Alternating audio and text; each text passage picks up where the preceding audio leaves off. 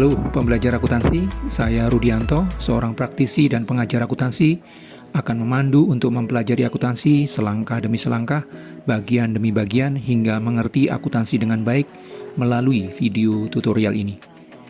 Di dalam video ke-11 ini, yang merupakan bagian dari rangkaian tutorial akuntansi dasar, kita akan belajar tentang laporan keuangan. Laporan keuangan merupakan hasil akhir dari siklus akuntansi. Di dalam praktek akuntansi, laporan keuangan merupakan sesuatu yang selalu ditunggu. Karena itu, laporan keuangan merupakan sesuatu yang harus dihasilkan dari seluruh pekerjaan akuntansi. Dengan membuat laporan keuangan, maka tujuan dari seluruh proses akuntansi telah tercapai. Pemahaman tentang laporan keuangan akan menentukan kemampuan kita menghasilkan laporan keuangan suatu perusahaan yang sesuai dengan standar akuntansi keuangan yang berlaku di Indonesia. Karena itu, mempelajari dan menyimak dengan baik video pembelajaran tentang laporan keuangan ini hingga selesai sangat penting.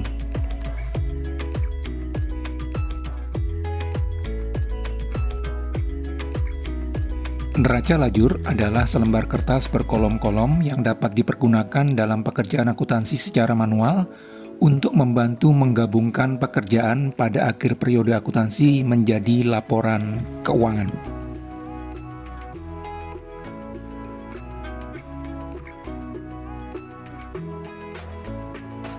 Berdasarkan ilustrasi yang telah disajikan di dalam video sebelumnya, dari buku besar yang telah disusun dapat dihasilkan daftar saldo. Setelah daftar saldo disusun, diketahui terdapat dua beban yang belum dicatat di dalam jurnal maupun buku besar. Kedua beban tersebut adalah beban sewa kantor bulan Januari sebesar 2 juta belum dibayar, dan tunjangan kinerja karyawan bulan Januari sebesar 1,5 juta belum dibayar.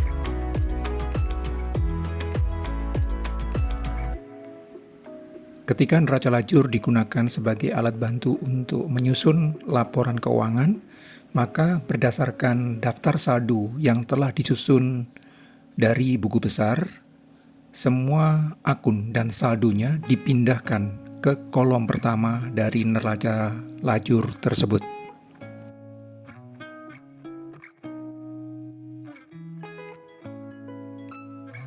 Setelah daftar saldo dipindahkan ke kolom pertama dari neraca lajur, maka langkah berikutnya adalah menyusun penyesuaian. Berbagai informasi yang belum dicatat di buku jurnal maupun buku besar dicatat di kolom kedua dari neraca lajur tersebut. Di dalam ilustrasi ini terdapat dua beban yang belum dicatat, yaitu beban sewa kantor dan tunjangan kinerja karyawan. Atas beban sewa kantor yang belum dicatat, penyesuaian yang dibuat adalah dengan mendebet akun beban sewa kantor sebesar 2 juta dan mengkredit akun hutang usaha sebesar 2 juta. Atas tunjangan kinerja yang belum dicatat, penyesuaian yang dibuat adalah dengan mendebet akun gaji sebesar 1,5 juta dan mengkredit hutang gaji sebesar 1,5 juta.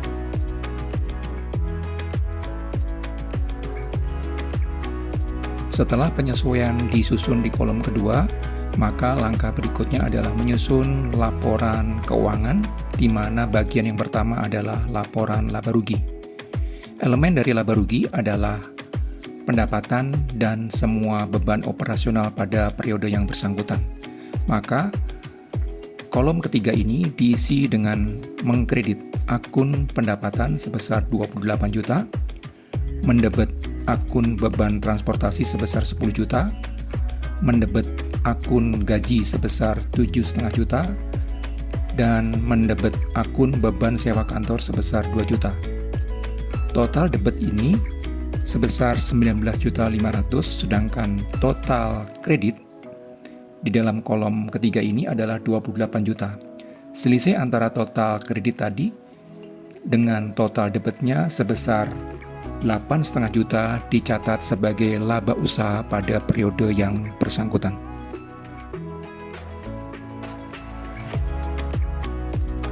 Setelah laporan laba rugi disusun di kolom ketiga, maka langkah berikutnya adalah menyusun laporan keuangan bagian yang kedua, yaitu laporan perubahan ekuitas.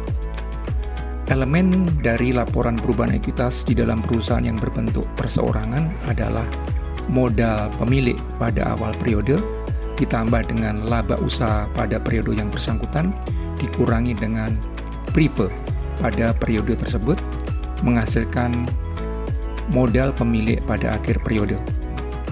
Di dalam ilustrasi ini, modal pemilik pada awal periode berjumlah 200 juta, ditambah dengan laba usaha yang telah dicatat dan dihitung di kolom sebelumnya sebesar 8.500.000 dan dikurangi dengan prive sebesar 3.500.000 akan menghasilkan modal pemilik pada akhir periode sebesar Rp205.500.000.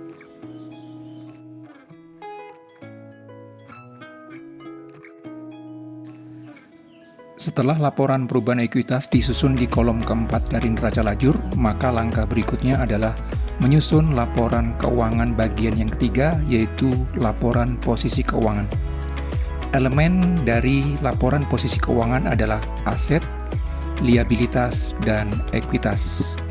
Di dalam ilustrasi ini, aset perusahaan terdiri dari kas sebesar 188 juta, piutang usaha sebesar 9 juta, peralatan kantor sebesar 42 juta, sehingga kalau dijumlahkan menghasilkan total aset sebesar 239 juta.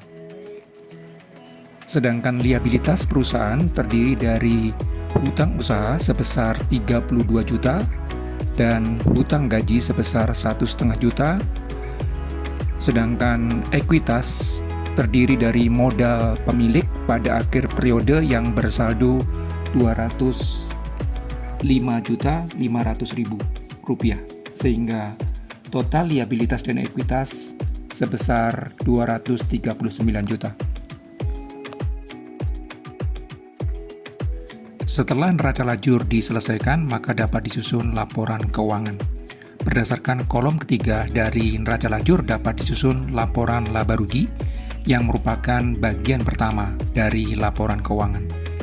Elemen dari laporan laba rugi adalah pendapatan dan seluruh beban usaha pada periode bersangkutan. Pendapatan perusahaan pada bulan Januari sebesar 28 juta, dikurangi dengan beban transportasi 10 juta, beban gaji 7.500.000, beban sewa kantor 2 juta, menghasilkan beban usaha total 19.500.000. Selisih antara pendapatan dengan beban usaha total menghasilkan laba usaha sebesar Rp8.500.000. Berdasarkan kolom keempat dari neraca lajur dapat disusun laporan perubahan ekuitas yang merupakan bagian kedua dari laporan keuangan. Elemen dari laporan perubahan ekuitas di dalam perusahaan berbentuk perusahaan perseorangan adalah modal pemilik pada awal periode ditambah laba usaha pada periode bersangkutan dikurangi dengan prive menghasilkan modal pemilik pada akhir periode tersebut. Modal pemilik pada awal Januari sebesar 200 juta, ditambah dengan laba usaha pada bulan Januari 8.500.000, dikurangi dengan prive di bulan Januari 3 juta, menghasilkan modal pemilik pada akhir Januari sebesar Rp205.500.000. Berdasarkan kolom kelima dari neraca lajur dapat disusun laporan posisi keuangan yang merupakan bagian ketiga dari laporan keuangan. Elemen dari laporan posisi keuangan adalah aset, liabilitas, dan ekuitas. Aset perusahaan pada akhir Januari terdiri dari kas 188 juta, piutang usaha 9 juta, dan peralatan kantor 42 juta, sehingga jumlah aset perusahaan pada akhir Januari sebesar Rp239 juta. Liabilitas perusahaan terdiri dari hutang usaha sebesar 32 juta, hutang gaji 1.500.000, sehingga jumlah liabilitas perusahaan pada akhir Januari sebesar 33.500.000. Ekuitas perusahaan terdiri dari modal pemilik sebesar Rp205.500.000. Jumlah liabilitas dan ekuitas perusahaan pada akhir Januari sebesar Rp239 juta. Setelah laporan keuangan di dalam suatu perusahaan disusun yang menunjukkan hasil kerja dari suatu perusahaan di dalam suatu periode tertentu dan posisi keuangan perusahaan pada akhir periode tertentu, maka aktivitas akuntansi di dalam perusahaan tersebut harus dihentikan. Penghentian kegiatan akuntansi itulah yang disebut dengan tutup buku, yang dilakukan dengan membuat jurnal penutup. Jurnal penutup adalah aktivitas untuk menutup semua akun temporer dengan menjadikan saldonya nol dan laba bersih atau rugi bersih dipindahkan ke akun modal pemilik. Jurnal penutup dibuat 1 kali dalam 1 tahun, yaitu pada akhir tahun setelah laporan keuangan disusun. Terdapat serangkaian langkah untuk membuat jurnal penutup. Langkah pertama, menutup semua akun pendapatan dengan mendebet akun pendapatan dan mengkredit akun ikhtisar laba rugi. Langkah kedua, menutup semua akun beban dengan mendebet akun ikhtisar laba rugi dan mengkredit semua akun beban. Langkah ketiga, menutup akun ikhtisar laba rugi dengan mendebet akun ikhtisar laba rugi dan mengkredit akun modal pemilik. Langkah keempat, menutup akun prive dengan mendebet akun modal dan mengkredit akun prive.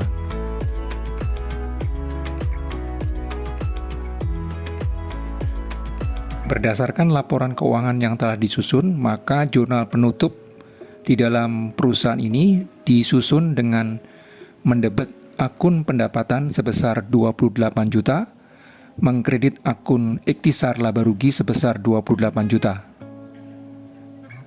Yang kedua, mendebet akun ikhtisar laba rugi sebesar Rp19.500.000, mengkredit akun beban transportasi sebesar 10 juta, mengkredit akun gaji sebesar 7.500.000, mengkredit akun beban sewa kantor sebesar 2 juta. Yang ketiga, mendebet akun ikhtisar laba rugi sebesar 8.500.000, mengkredit akun modal TINA sebesar 8.500.000.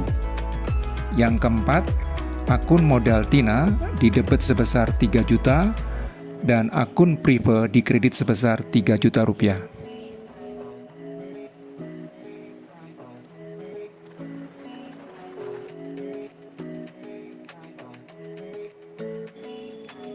Jika mendapatkan manfaat dari video tutorial ini dan ingin terus bertumbuh di dalam pemahaman akuntansi, silakan tekan tombol like, subscribe, dan loncengnya supaya mendapatkan pemberitahuan jika dikeluarkan video berikutnya.